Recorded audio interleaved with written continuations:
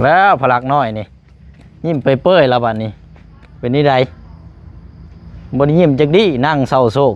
มือค้ำค้างอยู่ อันนี้น้องฮักมมือเอาแล้วก็ส่งให้ทางผู้สร้างเด้อ3 ล้านกีบหน่อยขอบใจได้หลายพอเด้อ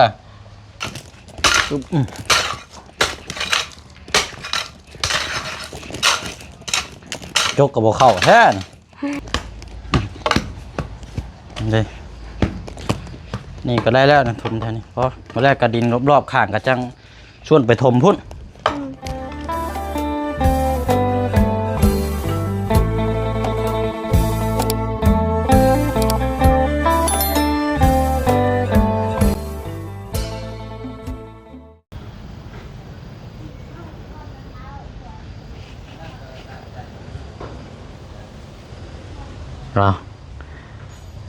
ก่อนจะเข้าไปมาเปิดมุมภาพเบิ่งความสวยความงามความสำเร็จความศรัทธาความเลื่อมใสจากทางผู้ใหญ่ใจบุญ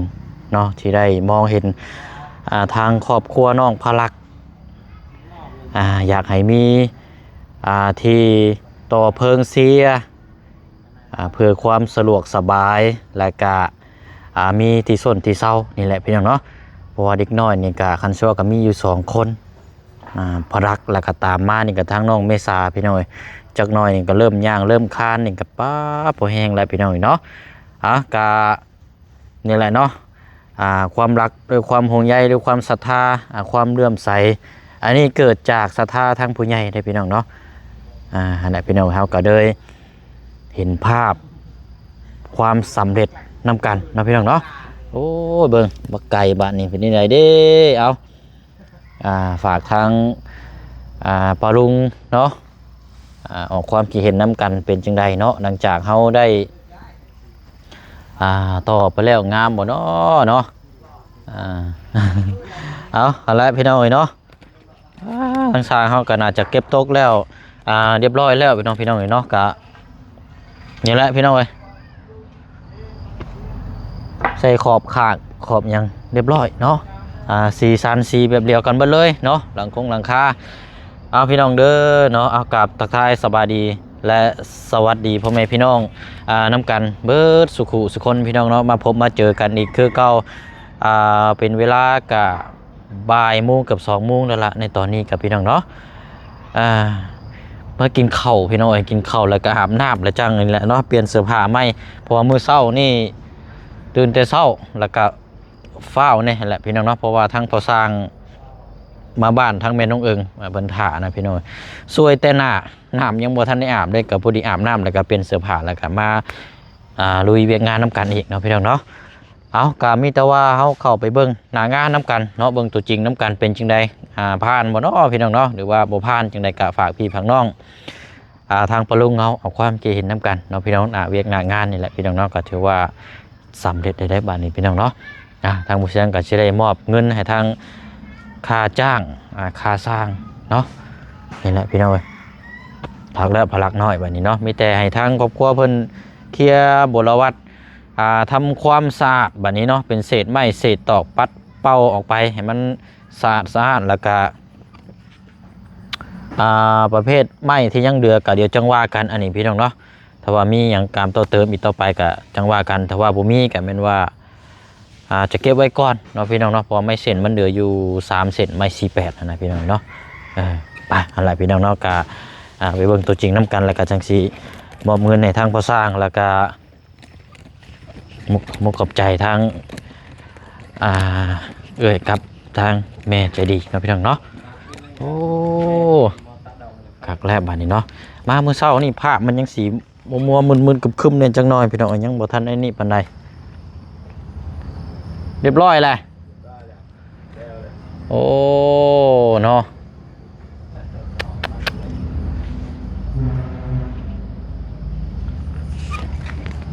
หักแล้วมันนี้เนาะ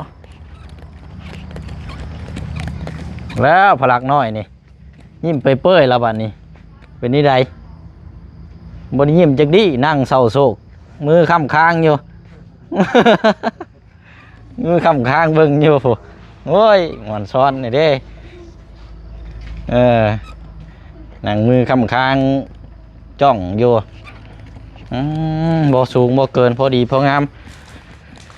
โอ้โล่งเลยบัดนี้เนาะนี่จุดมุมตัวนี้ก็น้ำมานี่ทะลักรุดไปพุ่นเลยเนาะกวมไปพุ่นเลยสบายนี่แหละ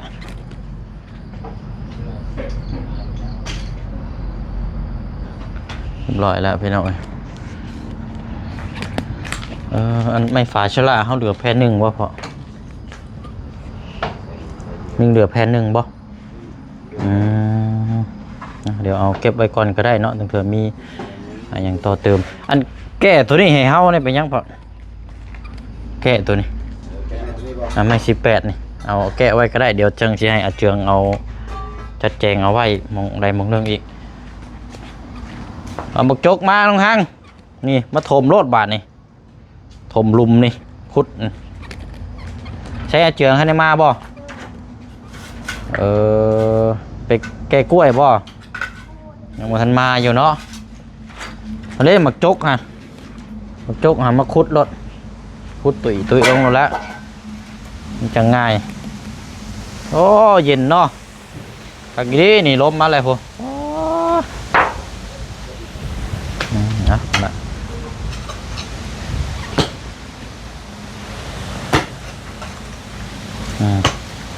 ขุดถมไว้บ้านนี้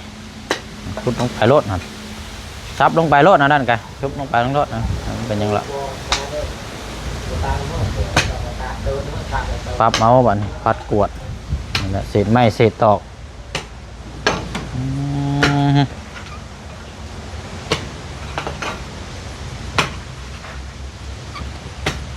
โอ้เนาะโอ้มานั่งมิ้นแทะง่ายท้องเลยฮะโอ้ยยับมาอีกเนี่ยประตูยับเข้ามาอีกเนี่ยกำลังง่วงนอนหักกระตื่นนอนยังไงบัดพออีกแล้วเนาะโอ้ย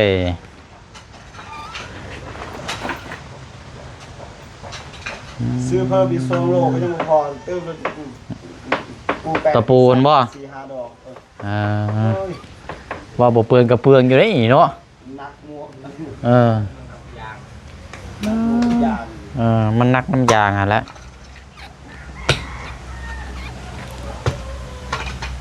อันนี้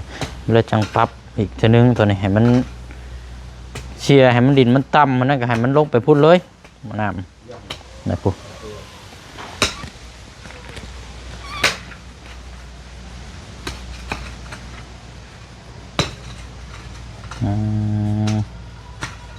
โอเคสาเนาะอันว่างก่อนก็ได้สาน้องห้างรู้สึกว่าทางไม่สาอยู่บ่เอามายืนนี่ก่อนก็ได้เอามานี่ก่อนก็ได้เดี๋ยวจังขึ้นไปเนาะเดี๋ยวมันจังบอลไปยืนพังนั่นก็ได้ข้างนั้นพอสร้างก็ได้พอสร้างเด้อมาเด้อมาพี่เจ้านะมานำน้องห้างพี่นั่นแหละเยอะเลยจะลูกยิงได้โอ้ยเนาะว่าสิเอิ้นมาเงินหน่วยพากระแตกคุบโคบบัดนี้ยับไปหาพอสร้างคนน้องฮะทางมุมกว้างก่อนโอเคเนาะสบายดีพี่น้อยเนาะก็ถือว่าสำเร็จแล้วเนาะพอเนาะโอ้ยตามรักนี่ก็ถ้าว่ามาเมื่อวานนี่เสร็จแล้วแต่เมื่อวานนี่เนาะคนแน่บางมือครึ่งมือเฮ็ดก็มีส่วนหลายได้เฮ็ดครึ่งมือละน้อยมันแบบว่าเฮาบ่ได้เฮ็ดเต็มมือแล้วมันคือว่าแล้วเนาะโดยเอาก็จบจากนี้แล้วก็บ่ได้มีเวียกต่อเนาะบ่มีแต่ว่าเวียกต่อที่เฮาคุยน้ำกันก็อยู่บ้านน้องป๊อปบ้านไปสกีมื้ออื่นเนาะได้บ่ได้เอาตามสะดวกชมเจ้าได้ฝากไว้เครื่องเฮาฝากไว้นี่เด้อโอเคเอาไว้นี่ก่อนก็ได้ซะเนาะมื้ออื่นจังยิงยาวเพื่อนน้องป๊อปห้องน้ำพี่น้องเอ้ยไปเบิ่งน้ำกันเพราะว่าเสามีมาแล้วนะซื้อมาแล้วเสายังซื้อมาแล้วกับการเพิ่มเติมก็ซีเมนต์พวกเด็กกับประมาณจักเซนเหล็กใส่เทคาน3 เซนสิพออยู่3 เซนเนาะเด็กปอกได้ใส่อยู่บ่บ่ได้ใส่ปอกเอาแต่เล็กเส้นบ่เด็กปอกเอาแต่เส้นเดียวก็ได้เทคานเสียบไปให้เด็กหนวดนะโดยเด็กหนวดจับนะเนาะ โอเคซากะมื้ออื่นน่าสิน้อยประมาณช่วงสายๆนี่จักหน่อยก็ได้หรอกเนาะเพราะว่ามื้ออื่นเฮายันว่าเฮาสินัดหมายอยู่เขตทั้งนี่แน่จักหน่อยพี่น้องก็น่าจะนั่นแหละเพราะว่าปูนก็น่าจะนั่นนี่ดอกเบิ่งตัวจริงน้ำกันเนาะพอดีแล้วแล้วก็มอบเงินให้ทางพ่อสร้างเพิ่นก่อนบัดนี้พี่น้อยก็3 ล้านเนาะพ่อเนาะ3 ล้านพี่น้อยประมาณ 4,500 บาทนี่แหละเงินบาทเท่ากันเนาะอันบักก็นั่นพอเพิ่นเฮ็ดนี่เต็มที่ก็ได้ก็2 มื้อเนาะแต่ว่านี่เพิ่นบัดคือว่าเฮาแล้วมันหน้างานเนาะฟ้าฝนกระตกพี่น้อยเนาะเดี๋ยวจังว่ากันอันนี้น้องฮักมือแล้วก็ส่งให้ทางพ่อสร้างเด้อ3 ล้านกีบหน่อยขอบใจหลายๆพอเด้อวันนี้สิพากันเมื่อเลยก่อนเนาะผลิตภัณฑ์อื่นจังว่ากันไหมเนาะจังต่อพุ่นไปเนาะบ้านน้องป๊อปพุ่นจังว่านั่นกันโอ้ทั้งเทิงกับห้องแง่อยู่พลัดขึ้นไปเอาน้องแม่เร็วไปยิ้มยังไปเลยแม่เอานับเบิ่งก่อนก็ได้เพราะยันมามันบ่พอนับเบิ่งก่อนได้น่าจะดองได้เลยนะบ่ก็ดองนั่นเนาะเอาไว้ทั้งเฮือนหันก่อนก็ได้ขึ้นไปไว้เลยเนาะเครื่องอุปกรณ์ของเจ้า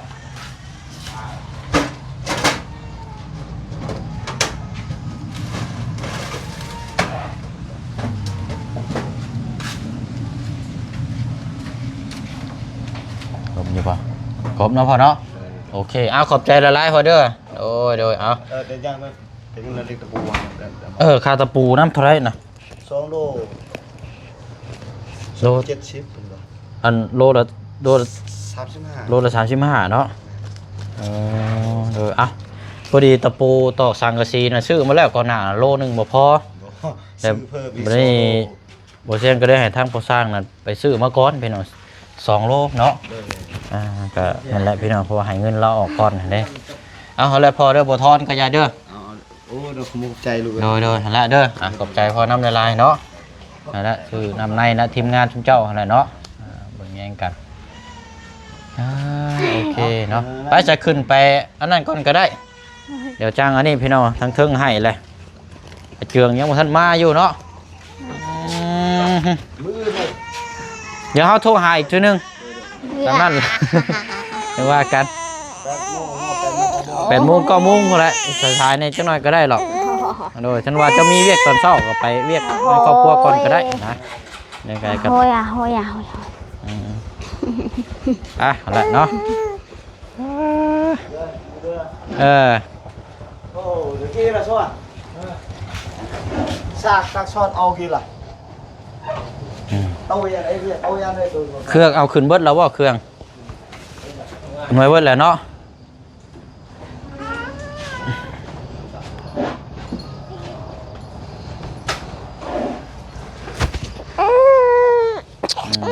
ขอกินน้ำเนาะน้ำเป็นใน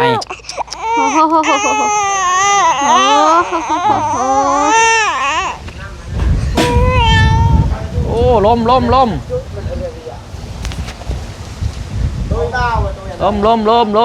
แห้งว้ายโหระวังเด้อพลักฮะ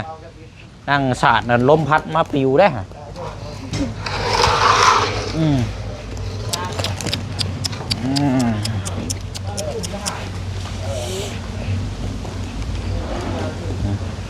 อันนี้เอาไว้ในก้อนอันนี้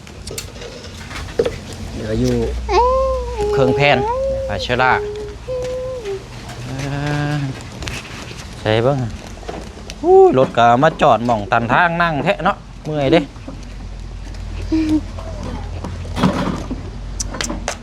บนนี้จอดอยู่พี่บ้านนี่เชียร์อยู่นี่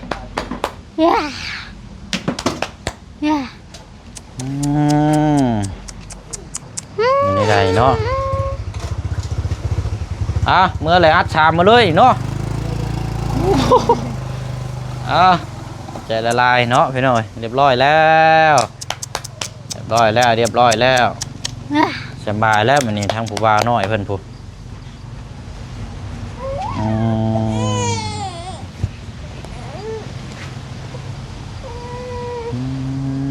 เฮ้ยเดี๋ยวใดฮะเอากระตือนอนบ่มีตะปูนี่เอาไว้นี่ก้อนอันนี้เนาะป้าเหี่ยววะนี่ เหี่ยวแหละหัก โอ้ ตื่นนอน ยเหี่ยวแตก หักตื่นนอน ว้าลุงบ่ได้ซื้อขนมมายังมาฝากได้กินข้าวก่อนเดี๋ยวบ่ติดขนมแล้วมันสิติดขนมละลาเด็กน้อยบ่กินข้าวบ่ได้เลยเดี๋ยวมันสิอันนั้นถือว่าหลังคาทางกระสีพี่น้องเอ้ยเนาะถือว่าครบแล้วโอ้ฝากแล้วบัดนี้ใหญ่เป็นว่าวนี่กันเมียมาอยู่น้ำนี่ก็สบายได้เด้ เนาะกั้นห้องอยู่นี่บาดนี่ห้องไปห้องมันเลยบาดนี่เทิงก็มีข้างรุมก็มีกั้นสองห้องก็ยังได้นี่เห็นบ่เห็นบ่ฮะ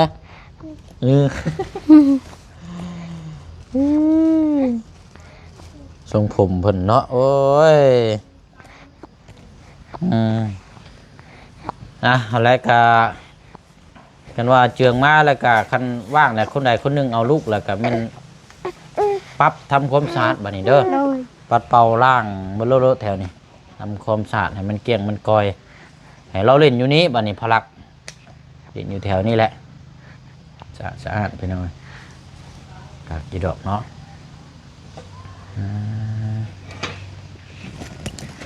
อ่ะเดือน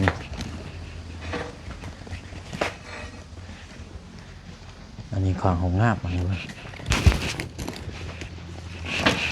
พุทธมแล้วนั่น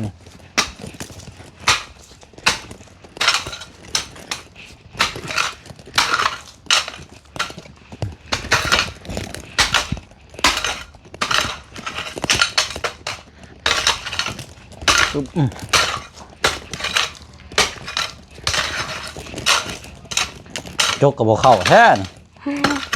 ตัวแล้วนี่บ่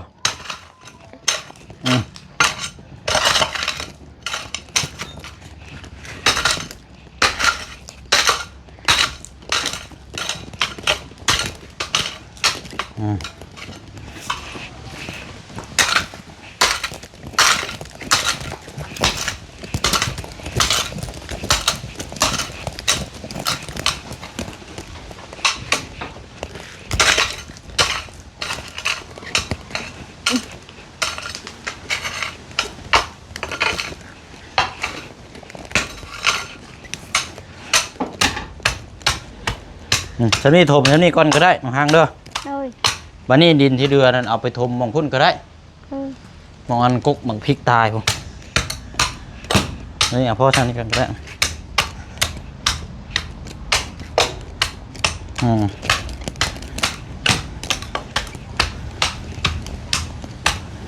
เดี๋ยวไหนแล้วนี่กันจังค่อยเคี่ยว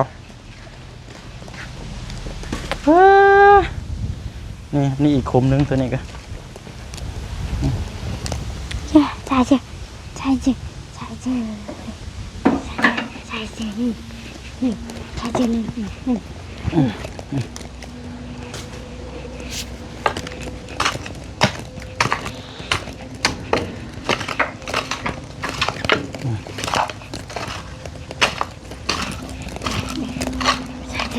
่ใช่ไปใช้ตั้งปีเลยไปตาละหนาในยาวไว้ไปเลยไปตาละหนาได้ก่อยไปใช้ตัวจุปีได้ก่อนเลยไปใช้หน่อยใช้ไปโหลดเนาะเย่เฮ้เย่เย่เย่เย่เฮ้เก่งเก่งเก่งโก้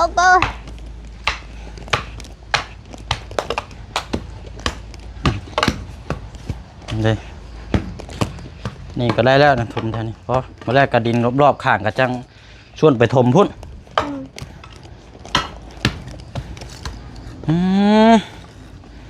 คักแล้ววันนี้เบิ่งโหฮึบ โธงามงามงามพี่น้อยเรียบร้อยเลย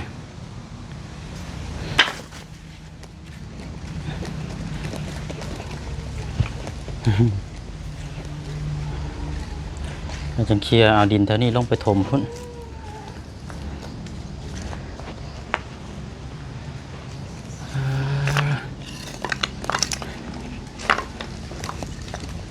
มันนี่ก็เดืออยู่3 เซน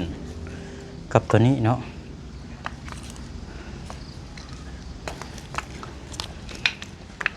มาว่ากันอมยังนะว้าโตแท้นี่หืม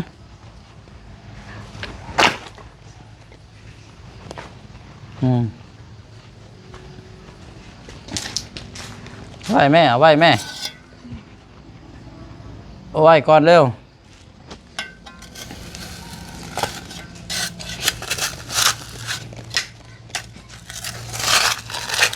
มาลงมาเร็วในมือนะ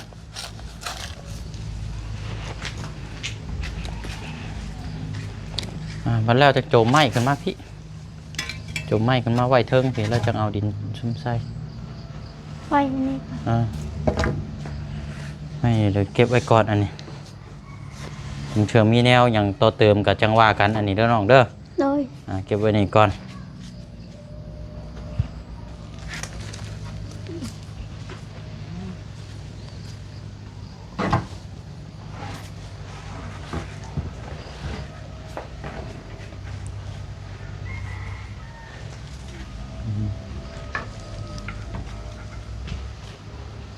นี่แล้วก็ทำมันมาแล้วแล้วบ้านนี้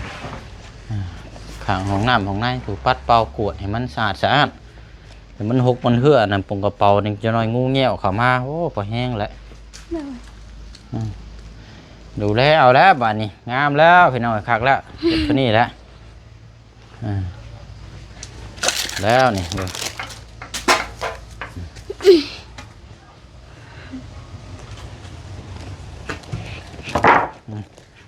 ย่างลงมาแต่ตึงเฮือนโอ้ยเจ็บท้องเลยบ่ไหวแล้วแลนจวดลงมานี่ฝนตกอีกบาด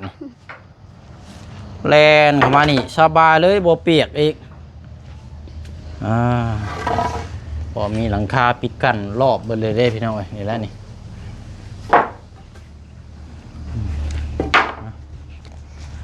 เอาไว้ก่อนก็ได้ตอนนั้นคันว่าจมผู้เดียวมันสิแตกได้ไว้ยังไงไว้ให้ก้อนก็ได้แล้ว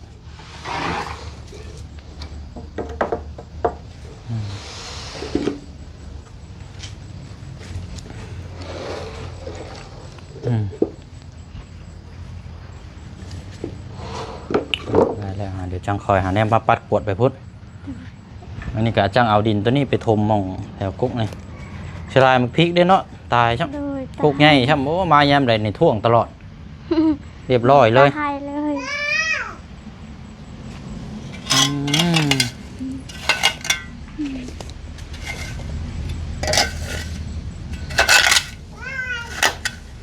เอาตายเลยเนาะ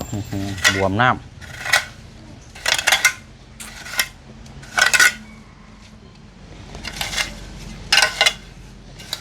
เฮ้ยละอันนี้เนาะ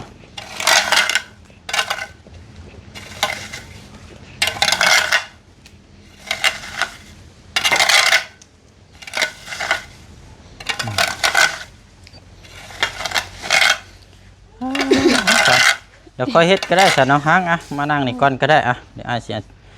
นั่งข้างๆในพลักนี่แหละโอเคเอานั่งมาพี่เริ่มบุญมาพี่เด้อโ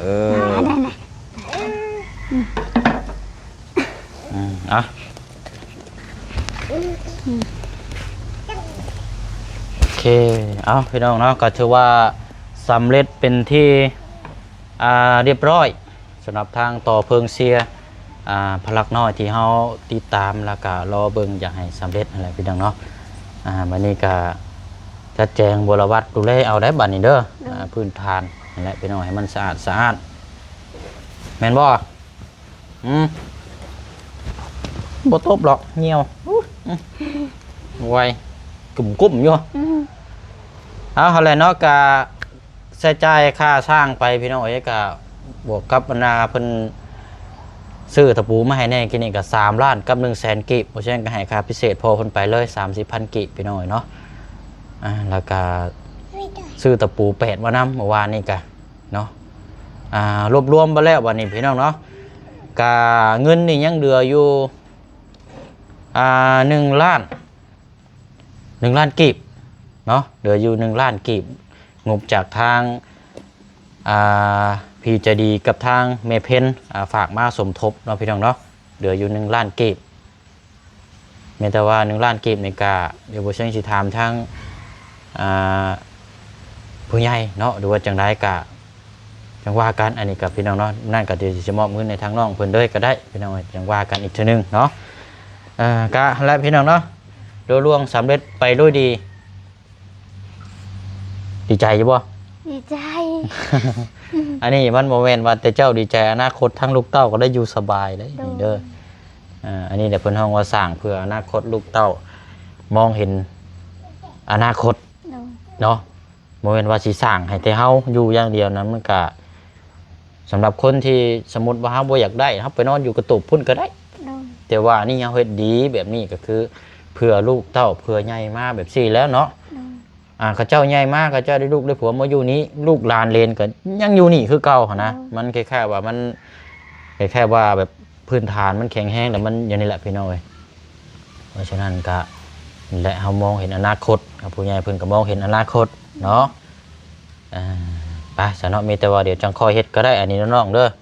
บ่รีบหรอกพี่น้อยเพิ่นจะคอยเฮ็ดก็ได้รอให้ทางอาเจืองมาก่อนก็ได้จังคอยเฮ็ดเบิ่งลูกเต้าก่อนก็ได้เด้อเอาแล้วฝากขมุกขอบใจเนาะขอบุญขอบคุณทางพี่ใจดีจากประเทศไทยและกระทั่งเมเพนอยู่ประเทศสวีเดนด้วยน้องเด้อเอาอะไรเนาะขอบคุณทางแม่ใจดีหลายๆเด้อแล้วก็ขอบคุณทางแม่เพนหลายๆขอให้แม่เพนอยู่ดีมีแห้งขอให้อายุมันคนยืนขอให้สุขทางกายขอให้สบายทางใจนั่นรับขอให้ได้เงินหมื่นนั่นตื่นขอให้ได้เงินแสนพัฒนาสิ่งใดขอให้ได้ได้สิ่งนั้นขอให้ที่นี่ต่อไปขอให้สุขภาพร่างกายแข็งแรงก็ความเจ็บอย่าได้ความไข้อย่าให้มีขอให้ทีนี้ต่อไปขอให้เทวดาหักแพงเทวดาคุ้มครองเด้อสาธุแล้วก็ขอบคุณทางอายนำเป็นสะพานบุญให้มาตลอดขันบ่มีอายเป็นสะพานบุญเฮาก็บ่มีดอกในวันนี้คือว่าขอบใจอายหลายๆเด้อขอให้อายอยู่ดีมีแห้งขอให้อายอยู่มันคนยืนขอให้ไปใส่มาสำรอดปลอดภัยขอให้เทวดาหักแพงครอบครัวอายขอให้เจริญก้าวหน้าเด้อทีนี้ต่อไปเด้อสาธุเนาะเราขอบคุณทาง FC บัชคูทุกคนเด้อสาธุโอ้ยอะไรบ้านี้เนาะโอ้ทั้งนั้นก็ห้องเลยเนาะเอาไม้ให้อ่านหน่อยพี่น้องเอ้ยเรียบร้อยเนาะบ้านนี้พี่น้องเอ้ยไปบ้านนี้เนาะกะและเบิ่งช่วงแรงลุงสิมาหาไม้เด้ออย่างว่ากันพี่น้องมาติดตามเบิ่งน้ำกันอีกเนาะอันนี้ก็ถือว่าสำเร็จเป็นที่เรียบร้อยเอาเนาะสุขทางกายสบายทางใจทางผู้ให้และทางผู้รับเด้อเนาะแล้วก็ทางผู้เบิ่งผู้แย่งผู้ชมน้ำกันเบิดสุขุสุคนเนาะสาธุโมทนาบุญเนาะจากทางพี่ใจดีอยู่ทางฝั่งไทยและก็ทางแม่เพนเด้อเนาะอยู่ประเทศสวีเดนเนาะพร้อมครอบครัวขอให้มีแต่สุขภาพร่างกายแข็งแรงพลามัยโรคภัยไข้เจ็บเด้อน้องความเจ็บอย่าได้ความไข้อย่าสุมีบ่ว่าสิเฮ็ดธุรกิจการงานหรือว่าการค้าการขายประกอบอาชีพใดๆก็ขอให้รุ่งเรืองเจริญก้าวหน้าเด้อเนาะให้มีแต่พบแนวสิ่งดีๆในชีวิตก็ในครอบครัวตลอดปีและตลอดไปเนาะเอาเดี๋ยวจังมาเยี่ยมมายามน้ำกันใหม่หลังจากได้ต่อเพิ่งแล้วพี่น้องเนาะมาติดตามบนน้ำกันอีกอัปเดตบนน้ำกันอีกเนาะพลักน้อยเฮาผู้ยับแม่มาบุญเวียนเลยพี่น้องผู้ไอ้ยังนะมาแม่บายก้อนบายล่มได้ฮะโอ้ยเนาะส่งกับผู้ไปเลยพี่น้องเด้อ